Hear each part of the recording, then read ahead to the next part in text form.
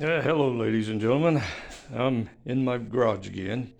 Here's a John Deere. I worked on this thing in 22 and it sat for like 4 years in this guy's barn and had a bunch of different problems with it, electrical, and then it wouldn't charge.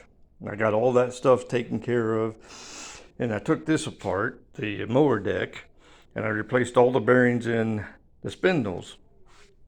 Well, anyway, I wound up with it. This is mine now. So what I'm trying to do is get it ready to sell. And I'll show you something here. Hear that? That's nice and quiet. That one's noisy, and that one's noisy. And not only that, these right here were noisy. Now this one, what I'm going to show you today, I took this apart.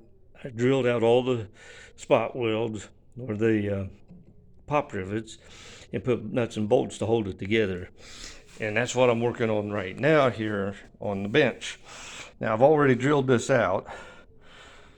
So what I'm doing is the bearing in there, that's the bearing that came out of it. And that's a bad bearing. This is a new bearing. And by drilling these out and using nuts and bolts, which the nuts are right here, or excuse me, the bolt and the nut. These are grade 8. Now, you don't need to use grade 8. The situation I got into, got to the hardware store. I could have used grade 5. The only thing was the grade 5 was 3/4 of an inch long. This is a 1/2 inch long. That's all I really need. So I don't know. I think it was like a 1/2 penny difference per bolt. So I went ahead and got the grade 8 stuff. And this may not look like it, but that's actually a grade 8 with a nylon insert, which makes it a self-locking nut. And that's what I'm using on this. So anyway, I'm just going to put this together real quick and I'll show you what I'm doing. And now some people have criticized me, said, well, you spend a lot of time drilling it out and getting the no bolts and all that. I'm going to tell you, you can buy one of these from John Deere. I think they're about $32, something in that neighborhood. By the time I get done with this, I'll have probably, I don't know, $7 or $8 in it at the most. These bearings here, I buy them by a 10-pack. They're less than $2 a piece. These nuts and bolts, I'm going to be using 9 of them. It's not that big of a deal. I mean, seriously, maybe $2 or $3 in bolts and $2 for that. Now, one thing I will say, these right here, if they're cracked in this area around here, then you can't use it. And I'll show you. I've got one. I actually took it apart and I can show you. It's got a crack in it right there. And it would never hold a bearing, so I can't use that piece. But what I did do was the other piece to that was in good shape, so I'm going to keep it. But anyway, I'll show you what I'm doing. It's actually pretty simple. Just use good hand tools.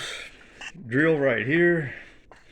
I used a couple of different drill bits. I stepped it up. I started with, I think it was gosh, I can't even remember which one it was. But anyway, I used like 3 different drill bits, got it up to a 1/4 inch. These bolts are 1/4 inch bolts. And these, I'm going to put this back together like so. And it doesn't really matter which way the bolts go. I'm just going to put that in there. Put this in here. See if that helps any. These are 7/16 nuts and bolts. And put one in there. And I'll put another one in just for holding it in place.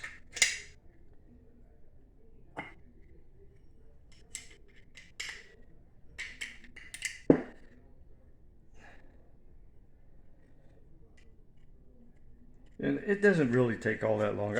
I might altogether drilling it out, putting the bolts in, Well, that was dumb. I forgot to put the bearing back in. The new bearing in. Oh boy. Okay. So put the bearing in. The bearing in goes like that. Goes like this. And then put this in like so. And it may take a little while to do this, maybe 15-20 minutes altogether to drill it out, replace the bearings. But ladies and gentlemen, where you really save, when that bearing goes bad, all you got to do is take it off the machine. Even if you take your time, you could have it done in about 30 minutes. And that's all there is to it.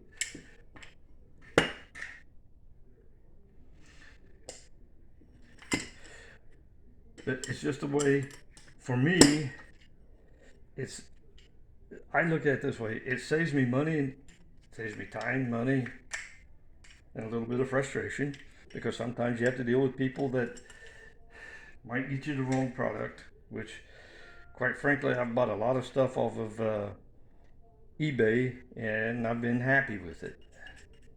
I mean, some people don't like eBay, some people don't like Amazon. That's up to each individual. Oh boy. I've got my nuts and bolts in here. When I bought these, I buy them by the pound. That way, it's not any cheaper, but it's easier that way. I just go grab me a handful of stuff of this or that or whatever, take it up, tell the lady what I got. She looks it up in her little book, and we're finished. I'm pretty much out the door with it. So what I'm going to do, I'm going to go ahead and tighten some of these up, but anyway, I think everybody pretty much gets the idea. When these are good and tight, the bearing will be tight as well. So I'm going to use a 7/16 wrench. I don't know if you can see that. I use that to hold the bolt head in place. And I use my socket to tighten it up.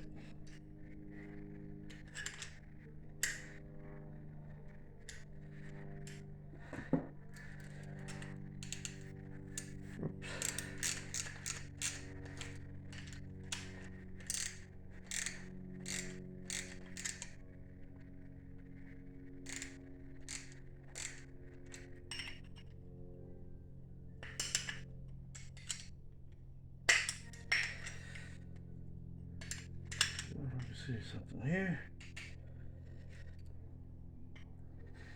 Well,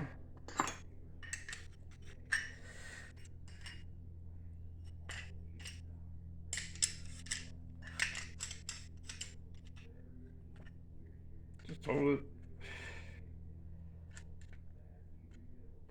Might be able to use it this. Nope, it don't fit. Oh, that's okay. I got some old junk sockets. I can grind one down. Maybe it'll work. But that does get real close to the centerpiece. And of course, the others, they get real close to the outside piece. But I think the outside ones will work a little better. I don't know. That could be 100% sure, but maybe.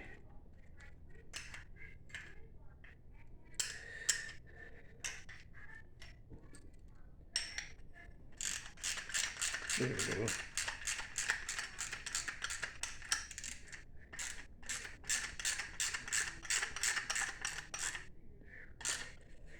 There we go.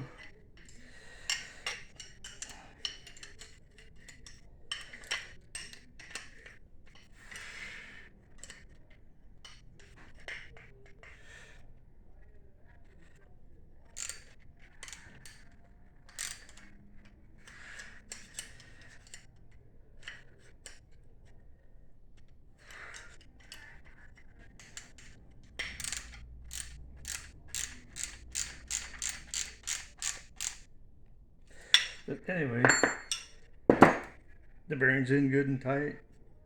Spins nice and free. And just got several more bolts to put in. But anyway, that's how you can salvage one of these. Save some money.